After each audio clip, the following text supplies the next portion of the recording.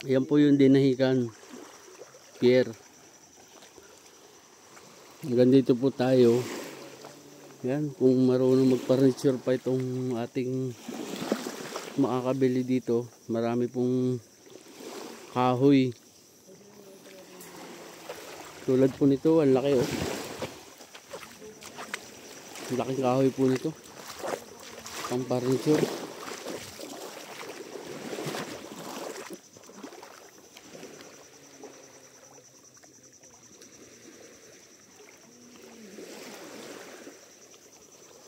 Ito po yung frontage.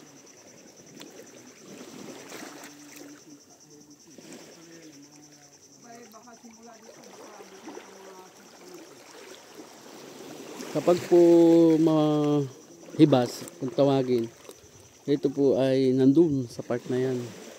Kaya lang ngayon taib. Kaya po sumasagad siya dito. Ang tanong po nung iba, baka daw mawala tong isla. Kumbaga, abutin ng dagat. Hindi na po naman siya inaabot hanggang diyan.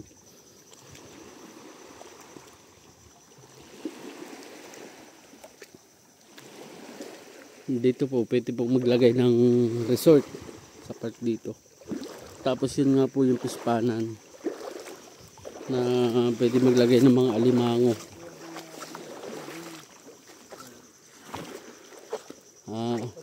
Madami pong madaming mga pwedeng gawing furniture. Ako ay may hinuhuli.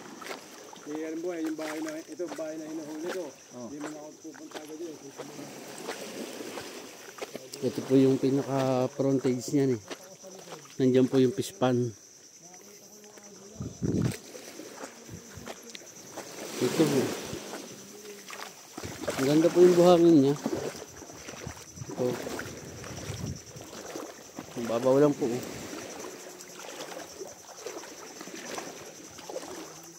Ito, pwede pong gawing furniture to.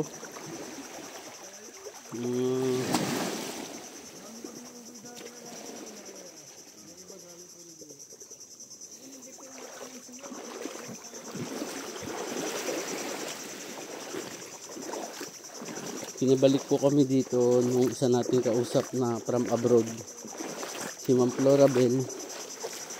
Ito po pala ma'am, yung gitna nito halos, kailangan lang po lalagyan po siya ng harang doon para hindi pumasok yung tubig. Tapos po tatambakan. Dito, pwede po maglagay ng resort. Hanggang dito lang po yung dagat pagtaib.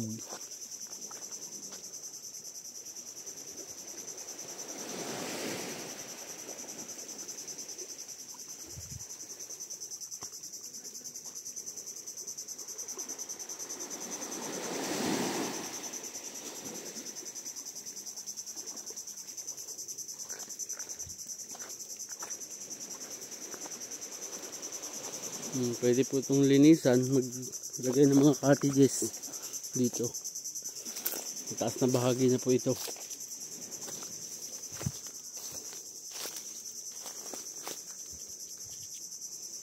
Ito po yung part na pwedeng lagyan ng mga cottages. Buhanginan. Isla po siya.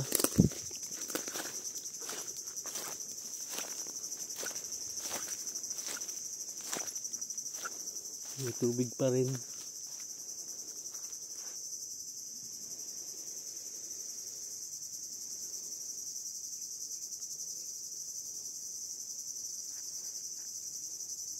Ayusin lang po. Tanggalin tong mga damo na to.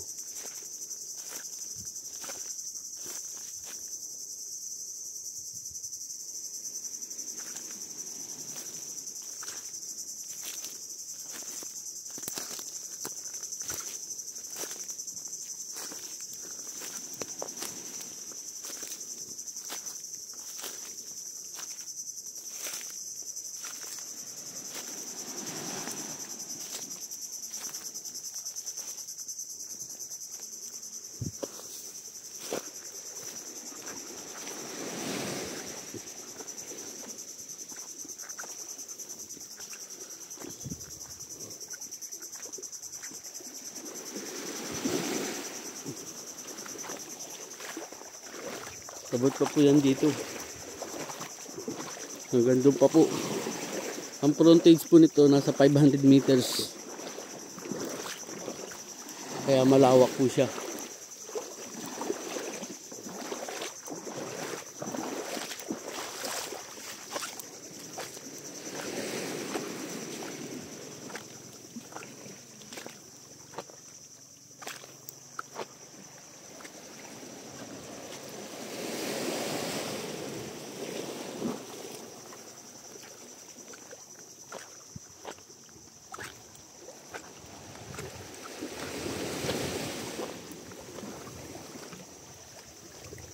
Dami pong pwedeng gawing furniture dito.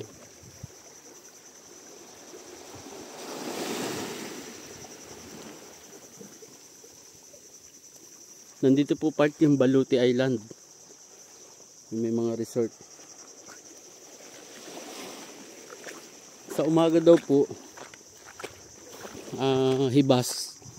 Malawak po yung front niya na buhanginan dito. Kasi malayo ang dagat. Pero ngayon pong hapon, tuwing hapon, taib po yan ang tawag. Kaya pa umaabot po siya dito. Pero sa tagal ng panahon, hindi naman po lumubog itong part na to. Yan pong may mga pispan na yan.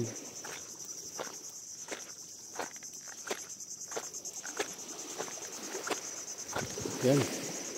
Malawak po ito. Meron na po tayong naunang video dito. Kaya lang may mga kausap po tayo. Gusto nilang makita yung loob nito. Yan po yung ating pinakita. Yung loob po na yan may tubig din. Pero pwede siyang kontrolin. Lalagyan ng harang. Para hindi po makapasok yung tubig. Tapos tatambakan ng lupa. Yun yung part na pwedeng lagyan ng resort.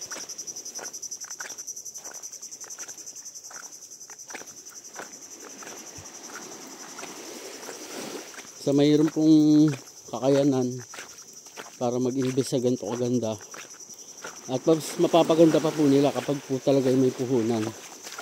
Kasi ang gagawin, itong mga punong kahoy na to hindi po isa tatanggalin kasi buhay po oh. May mga buhay na punong kahoy.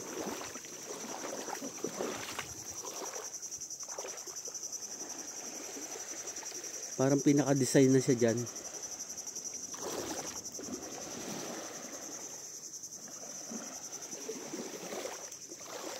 Ito buhanginan.